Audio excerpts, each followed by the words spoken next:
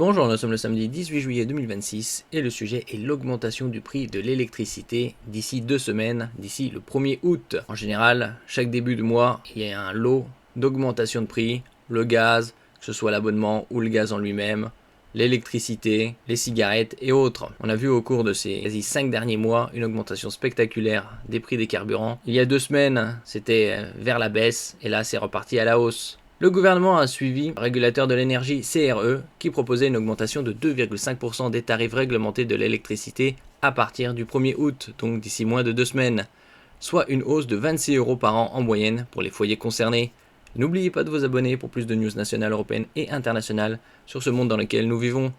On paiera notre électricité plus cher à partir du 1er août. Le gouvernement a suivi ce jeudi 16 juillet la proposition du régulateur de l'énergie CRE d'augmenter de 2,5% les tarifs réglementés de l'électricité à partir du mois prochain. Plusieurs offres sont indexées à ce tarif réglementé. Cette hausse représente une possible augmentation nette de la facture d'environ 26 € TTC, toutes taxes comprises, par an en moyenne pour les foyers concernés.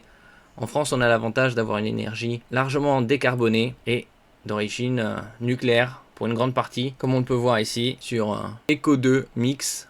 La production d'électricité par filière, par exemple bioénergie, quasi 1000 MW, éolien 713 MW, solaire 19 163 MW, nucléaire 34 205 MW, hydraulique 3004 MW, gaz 357 MW, charbon 0, fuel 36 MW, import 0 et exportation 10 810 MW.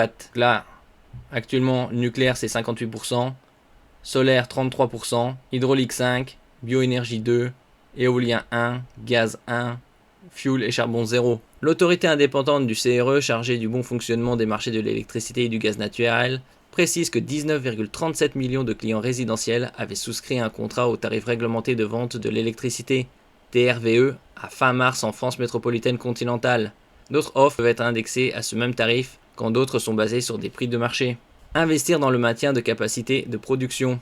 Le gouvernement donnera suite à la proposition de la Commission de régulation de l'énergie qui doit notamment permettre d'investir dans le maintien de capacité de production pour la saison hivernale et l'entretien de nos réseaux publics d'électricité, dont chacun a pu mesurer l'importance lors des épisodes de chaleur extrême. On a eu en l'espace de moins de 2 mois, fin mai, courant juin et début juillet, 3 canicules. D'après certains, il y aura une prochaine canicule vers la fin du mois de juillet, début du mois d'août, mais pas pour tout le monde, a indiqué le ministère de l'Énergie. La CRE justifiait notamment sa proposition par l'augmentation du tarif d'utilisation des réseaux publics d'électricité, TURP, une des 3 composantes des tarifs réglementés. Les 2 autres sont l'approvisionnement en électricité et les taxes. Merci pour votre écoute et à la prochaine.